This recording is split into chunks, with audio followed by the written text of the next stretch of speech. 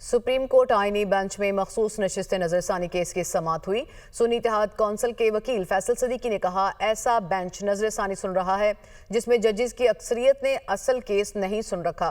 13 में से 11 जजेस ने कहा कि नशिस्तें PTI की बनती हैं। ये 8 जजेस का नहीं 11 जजेस का फैसला था। जस्टिस मोहम्मद अली मजहर ने कहा, नजरसानी लेकिन सिर्फ अक़लियती फैसले के खिलाफ दायर की गई थी।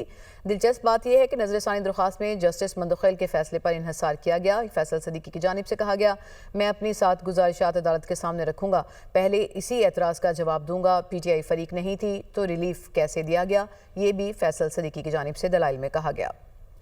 सुप्रीम कोर्ट आईनी बेंच में मखसूस नशिस्त नजरसानी केस की समाअत हुई। सुन्नी इत्तेहाद कौंसिल के वकील फैसल सदीकी ने कहा, ऐसा बेंच नजरसानी सुन रहा है जिसमें जजेस की अक्सरियत ने असल केस नहीं सुन रखा।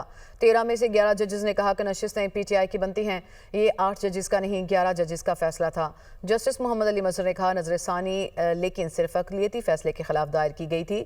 दिलचस्प बात यह है कि नजरसानी दरख्वास्त में जस्टिस मंदुखैल के फैसले पर इन्हिसार किया गया। फैसल सदीकी की जानिब से कहा गया, मैं अपनी 7 गुजारिशात अदालत के सामने रखूंगा, पहले इसी एतराज़ का जवाब दूंगा। PTI फरीक नहीं थी तो रिलीफ कैसे दिया गया, ये भी फैसल सदीकी की जानिब से दलाइल में कहा गया।